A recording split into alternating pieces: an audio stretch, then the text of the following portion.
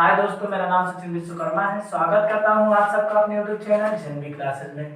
दोस्तों, जैसा कि पहले वीडियो में मैंने आपको पढ़ाया मैथ का चैप्टर 2 यानी पूर्ण संख्याओं पर संक्रियाएं, आज मैं उसी का पार्ट 2 वीडियो लेकर आया हूं। तो आज मैं आपको कुछ नई नई सवालें बताने वाला हूं, नई नई ट्रिक के साथ बताऊंगा। तो वीडियो को थोड़ा सा भी स्किप मत करना, पूरा देखना। और पूरा देखेंगे तो आप यकीन मानिए कि आपको जरूर आने लगेगा, आप बिना सीखे जाएंगे नहीं। तो चलिए वीडियो को स्टार्ट करते हैं। देखिए पहली सवाल देखो क्या दिया है। कह रहा है कि एक कार पार्क में 14 पंक्तियां हैं।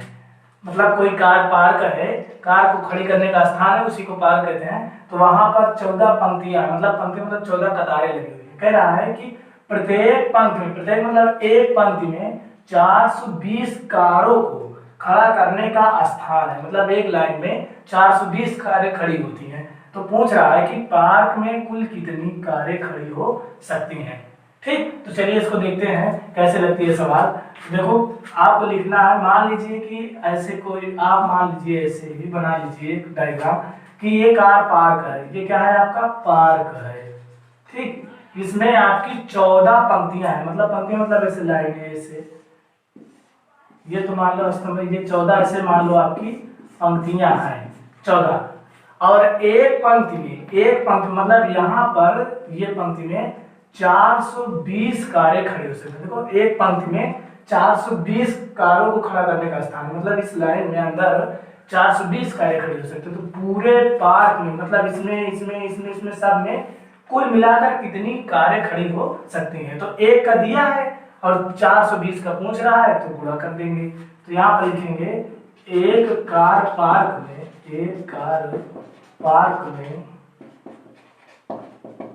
पंक्तियां बराबर 14 पंक्तियां हैं। अब एक पंक्ति में कितनी कारें खड़ी हो सकती है? 420। तो यहाँ पर लिखेंगे एक पंक्ति में कारों की संख्या कितनी है? 420। मतलब एक पंक्ति में 420 कार खड़ी हो सकती है। तो कुल कारें क्या लिखेंगे आप कि पार्क में कुल कारें खड़ी हो सकती हैं। पार्क में कुल कारों की संख्या कितनी होगी? 420 आप लिखिए, गुणे 14 कर दीजिए। मतलब इसको लिखिए और इसमें गुणा कर दीजिए, जो आएगा वही आपका आंसर होगा। 14 जीरो 0, 14 दूनी 28 की 8 हासिल 2, 14 चौको 56, 56 में 2 जोड़ी हासिल 58, यानी 5880 कारें आपके पार्क में खड़ी हो सकती हैं। तो पहला ऑप्शन देखिए दे रहा 5880, तो यही पहला विकल्प आपका सही है। ठीक, तो अब चलिए दूसरी सवाल देखते हैं। दूसरी सवाल चलिए देखिए, कह रहा है कि एक स्कूल में 26 कमरे हैं। मान लो कोई स्कूल है, उसमें कितने कमरे हैं? 26 कमरे। कह रहा है प्रत्येक कमरे में 4 पौधे लगाए जाते हैं। मतलब कि प्रत्येक कमरा, एक कमरे के सामने 4 पेड़ लगाया गया, 4 पौधे लगाए गए हैं। यदि एक पौधे में 2 कप पानी डालता है, मतलब एक पेड़ में 2 कप पानी डाला जाता है। कह रहा है तो कुल कितने कप पानी सभी पौधों के लिए चाहिए। मतलब कुल कितने कप पानी सभी पौधों के लिए चाहिए। देखो एक स्कूल मान लीजिए आपका, ये विद्यालय है, ये क्या है आपका? स्कूल मान लीजिए, ये क्या है? स्कूल है। इसमें कितने कमरे हैं? ऐसे करके मान लीजिए आपके 26 कमरे हैं। ऐसे 26 कमरे हैं, 26 कमरे हैं। और एक कमरा के सामने देखो एक स्कूल है, ये स्कूल मान लीजिए आपका है। इसमें देखो 26 कमरा हो गया आपका, 26 कमरे हैं। प्रत्येक कमरे में 4 पौधे, ये कमरे में 4 पौधे लगाए गए हैं। 4 पौधे, मान लीजिए किसी चीज का पेड़ लगाए हैं, 4 पौधे लगाए हैं। यदि एक पौधे में 2 कप पानी डाल, 4 पौधा, एक पौधे में 2 कप पानी डालते हैं, 2 कप पानी डाला जाता है। कह रहा है कि कुल कितने कप पानी सभी पौधों के लिए चाहिए। तो पहले आप देखेंगे कुल कितने पौधे हैं, फिर उसके बाद कितना कप पानी लगेगा, आप उसको भी गुणा कर दीजिए। देखिए यहाँ पर लिखेंगे क्या कि एक स्कूल में कमरे बराबर 26। एक स्कूल में कितने कमरे हैं? 26 हैं। तो देखो जब एक स्कूल में 26 कमरे हैं और एक कमरा के सामने 4 पौधा है तो 26 कमरे के सामने कितना होगा? एक 26 गुणे 4। तो यहाँ पर लिखेंगे 26 कमरे में पौधों की संख्या, पौधों की संख्या क्या होगी आपकी? 26 गुणे 4 मतलब 26 चौको कितना होगा? 104 पौधे, 104 पौधे मतलब कि कुल आपके पौधे 104 है। अब देखो क्या कह रहा है कि एक पौधे में 2 कप पानी डाला जाता है। जब एक पौधे में 2 कप डाला जाता है तो 104 में कितना होगा? पूरा कर दीजिए। यहाँ पर आप लिखो 104 पौधे में, 104 पौधों में पानी बराबर कितना डाला जाएगा? 104 गुणे 2 कप बराबर कितना होगा? 2 चौक 8, 2 जीरो 0, 2 इकट्ठा 2, 208 कप पूरे पौधे के लिए पानी लगेगा। तो आपका देखो किसमें मिल रहा है? ये देखो चौथे ऑप्शन में। तो आपका चौथा विकल्प सही है। ठीक, चलिए कुछ और सवाल नहीं देखते हैं। अगली सवाल चलिए देखिए, अगली सवाल देखो कह रहा है कि अमित अपने जन्मदिन पर, अमित अपने जन्मदिन पर कक्षा में सभी छात्रों को पार्टी देता है। इसके लिए उसने बिस्कुट के 4 डिब्बे खरीदे।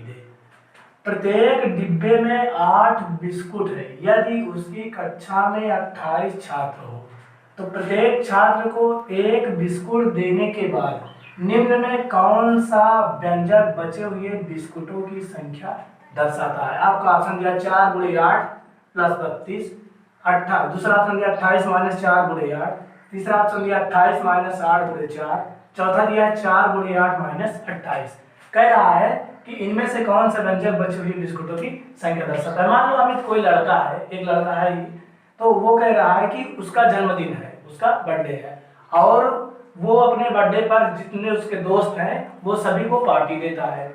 तो उसने पार्टी में बिस्कुट के 4 डिब्बे खरीदे। सोचा कि 4 डिब्बे खरीद लिए, उसने बिस्कुट के 4 डिब्बे खरीद लिए। अब देखो प्रत्येक डिब्बे मतलब एक डिब्बे में 8 बिस्कुट है। एक डिब्बे में 8 बिस्कुट, कितने डिब्बे खरीदे? 4। तो 4 डिब्बे में कितने बिस्कुट होंगे? 8 चौक 32, यानी बिस्कुटों की संख्या कितनी हो गई? बिस्कुटों की संख्या आपकी हो गई 4 गुणे 8, यही होगा। अब देखो बिस्कुटों की संख्या इतनी हो गई। कह रहा है कि यदि उसकी कक्षा में 28 छात्र, मान लो वो उसकी मतलब जिनको पार्टी दे रहा है उनके क्लास में 28 लोग हैं, तो 28 लोग हैं, प्रत्येक छात्र को 1 बिस्कुट देने के बाद 28 लोग हैं और एक एक बिस्कुट सभी को दिया तो कितना बिस्कुट निकल गया? 28 बिस्कुट आपका निकल गया। 28 बिस्कुट आपका निकल गया। तो कह रहा निम्न में कौन सा व्यंजक बचे हुए बिस्कुटों की संख्या दर्शाता है? देखो कुल मिला के 32 हुए बिस्कुट, 28 आपका 28 लोगों को दे दिया, तो पूछ रहा है उसके पास कितना बिस्कुट बचा। तो 28 मतलब 32 में 28 घटाओगे यानी 4 बिस्कुट उसके पास बचा। लेकिन आपको 4 नहीं बताना है, इसने ऑप्शन दिया है कि कौन सा व्यंजक बिस्कुटों की संख्या दर्शाता है। तो देखिए आपका ये चौथा ऑप्शन सही है, यही आपके बचे हुए बिस्कुटों की संख्या दर्शाता है। देखिए कितनी बड़ी सवाल थी, कितना आसान तरीके से आपको मैंने समझाया। चलिए आगे की सवाल मैं आपको और बढ़िया बताता हूँ। अगली सवाल देखते हैं। चलिए तीसरी सवाल देखते हैं। देखो क्या है कि बाल दिवस के अवसर पर 15,633 बच्चों ने चित्रकारी प्रतियोगिता में भाग लिया। मतलब कि बाल दिवस अवसर था, उसमें 15,633 बच्चों ने भाग लिया प्रतियोगिता में। कह रहा है कि इनमें से 8,749 लड़कियां थीं, तो बताइए कितने लड़के थे। ठीक, मतलब कि 15,633 कुल बच्चे थे और उनमें से 8,749 लड़कियां थीं। पूछ रहा है लड़के कितने थे, तो इसमें से इसमें घटा दीजिए, तुरंत पता चल जाएगा। यहाँ पर आप क्या लिखेंगे? बच्चों की संख्या, बच्चों की संख्या क्या है? 15,633, ये कुल बच्चे हैं। अब यहाँ पर देखो लड़कियां की संख्या कितना है? यहाँ पर लिखो लड़कियों की संख्या कितनी है? 8,749। पूछ रहा है लड़के कितने थे, तो यहाँ पर लिखो लड़कों की संख्या आप इसको घटा दीजिए, यहाँ माइनस करिए, 3 में से 9 नहीं कटेगा, यहाँ से इधर डालो, 13 में से 9 घटाओ कितना बचा, 4 बचा, यहाँ बचा 2, एकदम यहाँ से डालो, 12 में से 4 घटाओ कितना बचा, 8 बचा, यहाँ बचा 5, एकदम डालो, 15 में से 7 घटाओ कितना बचा, 8 बचा, यहाँ पर डाल दिए, यहाँ बचा 4, 4 में से 8 नहीं कटेगी, इसको ले लो, 14 में से 8 कितना बचा, 6, यानी 6884। इतने आपके क्या थे, लड़के थे। आपका तीसरा विकल्प सही है। चलिए कुछ और सवाल लेते हैं।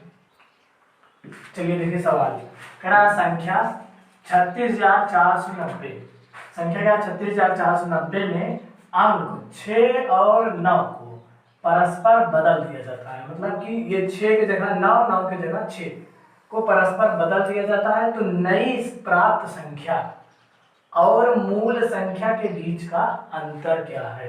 देखो ये जो संख्या दिया है यहाँ पर कह रहा है, यहाँ पर संख्या 36,490 ये संख्या है, कह रहा है कि इसमें 6 और 9 को परस्पर बदल दिया जाता है, तो प्राप्त नई संख्या, यहाँ पर लिखिए नई, अंक बदलने पर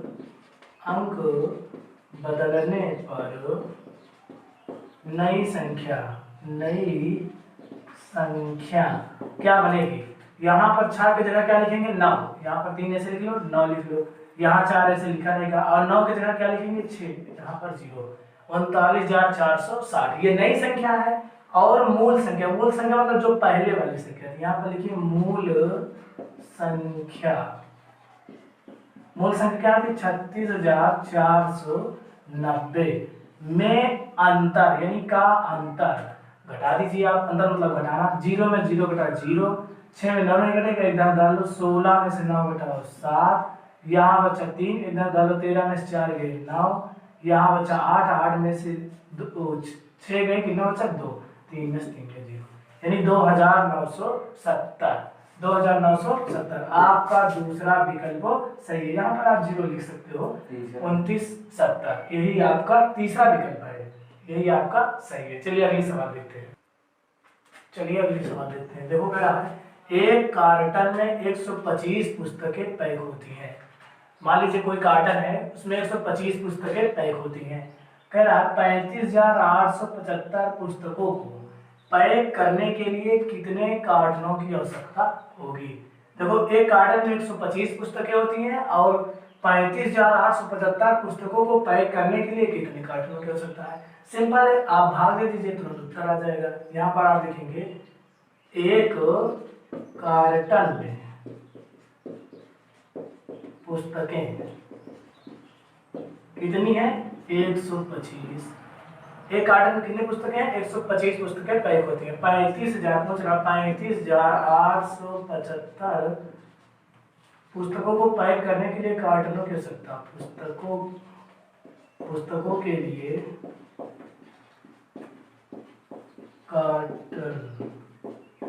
कार्टनों की संख्या, आप क्या करेंगे इसी को 35,875 बटे 125, आप इसको काट दीजिए। चलिए देखिए किससे करता है, 5 से काटिए, 5 दूनी 10, 2 बचा हो गया 25, 5 बचा 25, इसको काटिए 5 7 35, ये 8, 5 का नाम 5, 3 बचा हो गया 37, 5 7 35, 2 बचा 5 बचा 25। फिर देखिए 5 से कटेगा 5 बचा 25, 5 का नाम 5, 2 बचा हो गया 21, 5 चौक 20, 1 बचा हो गया 17, 5 3 15, उसके बाद देखो कितना बचा 17, 5 3 15, 2 बचा, 5 बचा 25। फिर देखिए 5 का नाम 5, 5 दूनी 10, यहाँ बचा 4, यहाँ हो गया 43, 5 8 40, 3 बचा 5 7 35, 287। देखिए किसमें आ रहा है दूसरे विकल्प में। तो देखो इतने पुस्तकों 35,875 पुस्तकों को पैक करने के लिए 287 कार्टनों की आवश्यकता पड़ेगी। ठीक, चलिए देखिए अब आपकी यहीं पर सवाल पूरी खत्म होती है। आगे की सवाल मैं आपको पार्ट 3 वीडियो में बताऊंगा। अगर देखिए आपको हर चीज यहाँ पर मैं बताऊंगा, बारी बारी से हर चीज पढ़ाया जाएगा और नई ट्रिक के साथ लाया जाएगा। ठीक, आपको कहीं भटकने की जरूरत नहीं है। आप हमारे चैनल को लाइक कीजिए, सब्सक्राइब कीजिए और कमेंट कीजिए और कोशिश ये कीजिए कि ज्यादा से ज्यादा इसको शेयर करें, ठीक, ताकि और हमारे चैनल को सब्सक्राइब करना मत भूलिए, ताकि जैसे ही मैं पार्ट 3 वीडियो डालूं आपके मोबाइल पे नोटिफिकेशन तुरंत पहुंच जाए और आप उस वीडियो को देख पाए। Thank you.